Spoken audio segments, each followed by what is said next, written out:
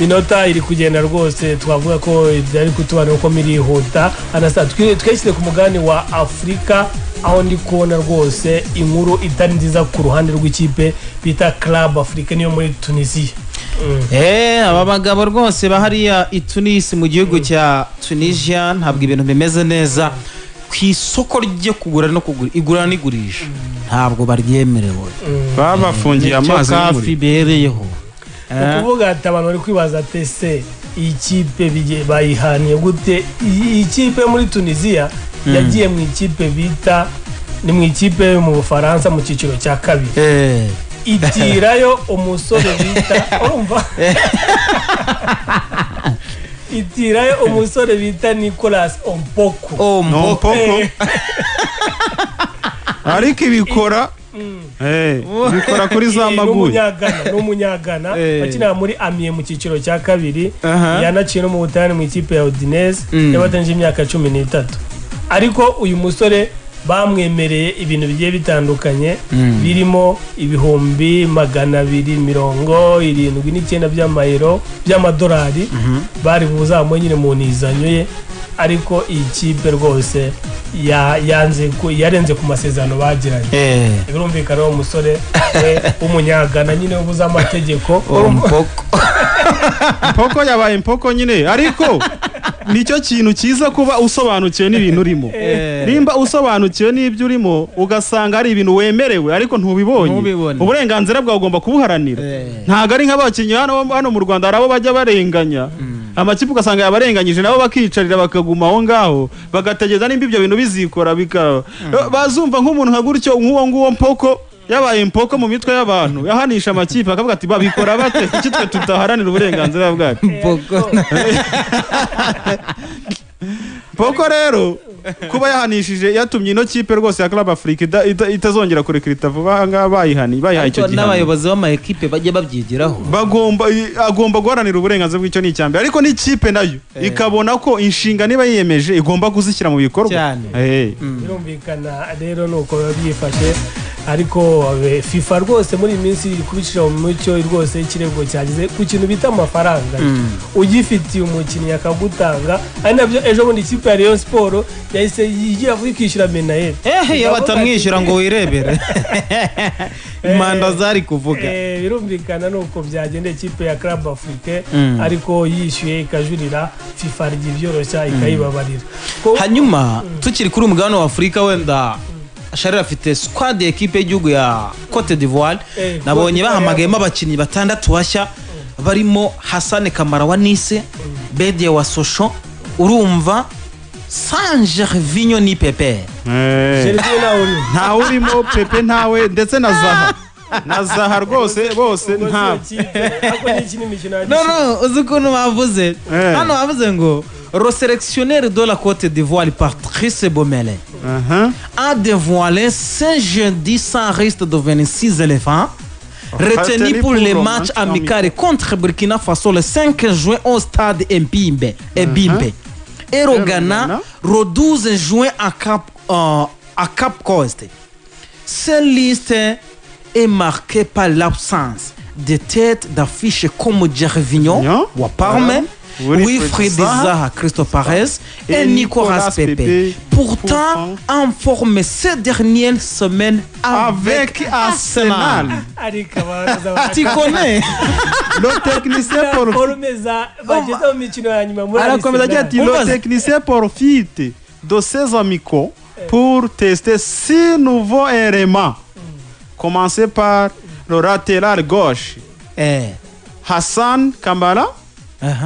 né en France et autour d'une belle saison avec Nice, et Gros, le 27 ans, répondra-t-il à l'appel des éléphants? Et l'attaquant Chris Bendian, déjà passé par la sélection, U23, sous 23. Et autour de 9 buts avec Sochaux cette saison à Ligue 2.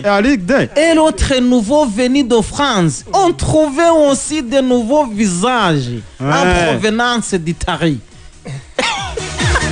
arayifite squad sharire Chelsea wacu mu bayange utubwira abashyi cyamenya nubwo mu bazamu umuzamu w'ikipe ya Tupisa Amazembe bita Sylvain Gao bamuhamagaye wo bita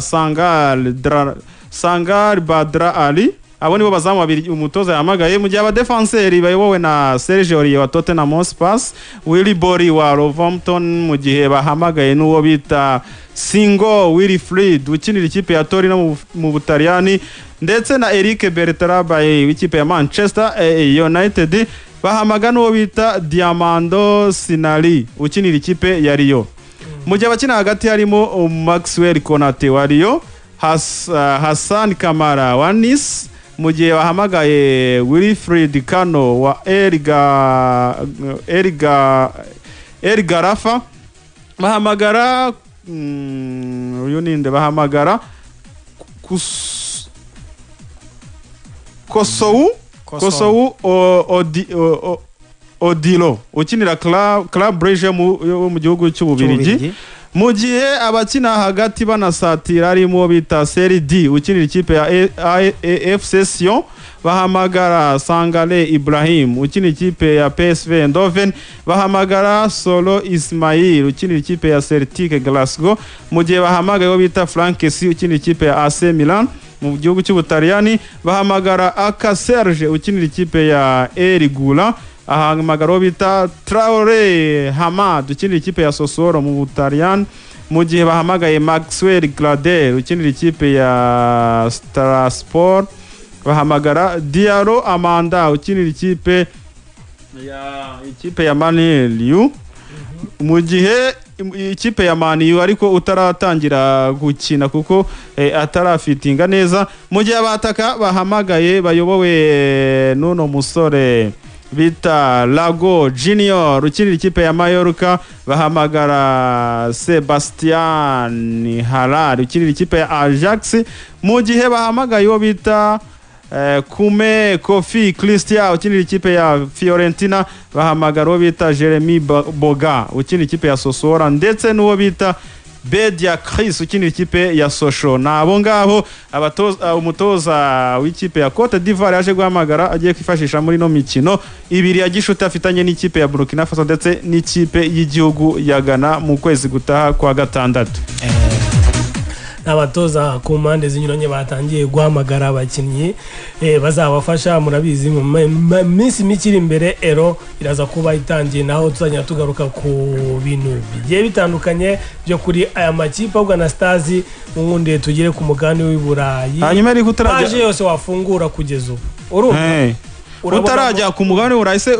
ibintu Manara yatangaje ku mukino wa Simba bari kwitegura ejo wabibonye ku munsi w'ejo muri CAF Confederation muri CAF Champions League baramukobetana none yagize ati uzi ibintu yavuze yidoza aragira ati aranyagiwe yanyagiwe Kaizer Chiefs ahantu igiye kuba ahantu igiye kurara nyine muri no misi kuko yagezeyo no munsi ahantu iri burire ahantu iri buryame ahantu yogera hose turahazi hose turahazi tuyiteguye tugomba kuyikubita ibitego bine yadutsinze tukabyishyura hari awanje wa Mukapa ariko ni kwa kwidoga kwa Manara sinzi nimba koko yakwishyura ibitego bine agaterekamo igitego cya gatanu cy'insinzi Kaizer Chiefs nta gitego imubonye shoboka ntewe bitanu nta byabo ku munsi w'ejo rwose n'ibyantu bitango n'amatakira ngo kuko wakuzwe ibitego bingana kurira muri imikino no ku ikipe nka Kaizer Chiefs ibikomeye ibyo ni bya Manara reka tumureke tuzabibona ariko kwa mbere yabikoze. Navugaga ko ibinyamakuru byose ku mugani w'Uburayi na Star urebye title iri ku kibuga ku kinyamakuru Sky bavuga ati Harry Kane says he wants to reach a level of Cristiano Ronaldo and Lionel Messi and reiterate desire to win a trophy. Uyu musore muri kariyeri ibikomba mpamya ko wabumwe nta gikomba afite. Oya gose reka nkubwire ibyo ngibyo ntago bishoboka neza. Nahoze mbona abakinnyi aba yakomeje ati urumva uru niyo wabyivugiraga urumva ati nago nifuza kurogereta urumva nk'umukinnyi wabigize umwuga yuko ndangiye kariyeri nta gikombe ntwaye ahubwo nabyifuza nabyifuza narogerete hakiri kare areke kuvuga ko atabishaka ubwo urumva ibi byose yabikomoje ni kwa kundi nyine yatangiye gusezimira ashaka kuva mu ikipe ya Tottenham byanze bikunze iyi Tottenham arayivamo ni nabyo nabonaga ari kuri YouTube channel ya Gary Neville mu kanya rwose yigamba abongereza dore batangiye kwegera abagenzi babo bano ba Neville barakinnye kera biba byakomeye nta yindi nama ahita amugira ubundi ntabwo numvaga Neville ari umugina we kujya muri Manchester United ariko Manchester City yasizoye irifuza uyu musore ndetse na Grealish yo muri Aston Villa bose kandi abashaka imbumbe icyarimwe irabashaka imbumbe nta numwe rwose isize inyuma ni mu gihe mu ikipe ya Arsenal naho mbona ngo bari gushaka umusore yitwa Emi Buendia ukina mu ikipe ya Norwich ariko titirani iravuga uti Arsenal target Norwich who is Dybala out of Argentine squad uno musore ngo yatumye umusore wa Juventus Dybala atagaragara muri Argentine ubwo urumva kugira ngo bakabye bamugira umuntu ukomeye w'igitangaza ikipe ya Arsenal iri gushaka bagize bati yatumye Dybala atagaragara muri selection ya Argentine ubwo rero birumvikana na abantu bagira mu gihe tukiri muri ikipe ya Arsenal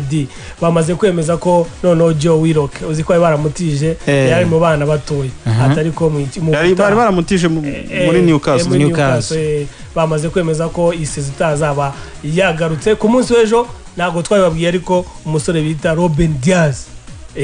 Ruben Dias niwe watoye nk'umukinnyi mwiza ariko ku banyamakuru bandika mu Bwongereza Ruben Dias wa Man City nabonaga rwose ku rubuga rwe rwa Twitter yishimira icyo gihembo akaba ari wo mu defenseur kino gihembo cyaherukaga kera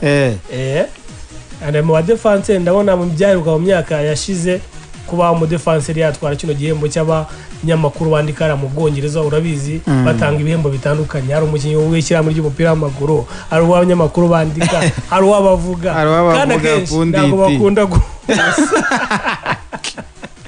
mu gihe mu ikipe ya ko bahuza mu gihe hano ndi makuru arimo avuga hano mu ikipe ya Barcelona nuko icyo mwamenya nuko umusore Memphis Depay we yiyoherereje ubutumwa kwa Barca babwira ati jewe ndi hafi yo kuba free agent rwose mugire va nge nkeneye kuza mu ikipe ya Barcelona urumva ko we arimo asa nkaho ari uri kwipushingira kuba yajya mu ikipe ya Barcelona abibutsa ko mu minsi mike aba ari free agent nahoze mbona na Lionel Messi ntabwo azagaragara ku mukino wa nyuma ararika Messi byamaze guha bitangazwa rwose ko akadahari azaba ahari Anastase tugana ku musozo ndi kwanara mu madirishya umuntu bita Robert cyaguranye Sentam ati rwose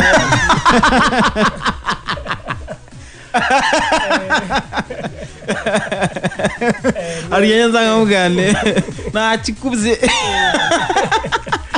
birumvikana ni muri NBA yakinize muri playoff nimugoroba ikipe ya Washington Wizards yongeraga ku yandi makipe nyuma yo gutsinda ikipe ya Indiana Pacers amanota 142 ku manota 115 hari umuntu umwe ngusuze Anastase ati ni basinda ni Charles Charles Mugerwa nake umureyo wujuje ibyangombwa ariko n'umureyo tuzamutumire n'umureyo mu maraso giti munyamabanga nshingabikorwa w'umurenge wa Murama niwe namwe rwose zamutumire ariko nk'iyi match bundi iyi match ya Rayon Sport yakabaye ari kwa gatatu ubundi Rayon Sport na pe kuwa kabiri tariki 15 ari ku 15 ubuyobozi bugomba kuduha amasaha abiri iyi match ifite ikivuza abantu ntago bahiruka ibirori nta birori rwose bya ruha abare tukabatumira bakaza bakivuga imyato iyi nkuru se mwayibonye umuvandimwe ngo wa Pogba ngo arimara ngo afite icyizere cyane ko uno musore ngo agomba kwerekeza mu ikipe ya Barcelona ibi bintu ariko biranashoboka Pogba umusaruro we muri Manchester United wasubiye hasi kuko ubyibuka igihe Pogba yifuzaga gusohoka muri Man U bikanga wahise ubona ko urwego rwa Pogba rwasubiye hasi nta nubwo rwose akimenaje neza urwego rwo gukina Manchester United birumvikana rero nuko biba bihagaze ku munsi nk'uyu naha gasese tugapfundikiriye ubwo tubwira abakunzi ba MTN Sport ko ku munsi w'ejo rwose nta gihindutse tuzaza tubarambura noneho twinzira mu busesenguzi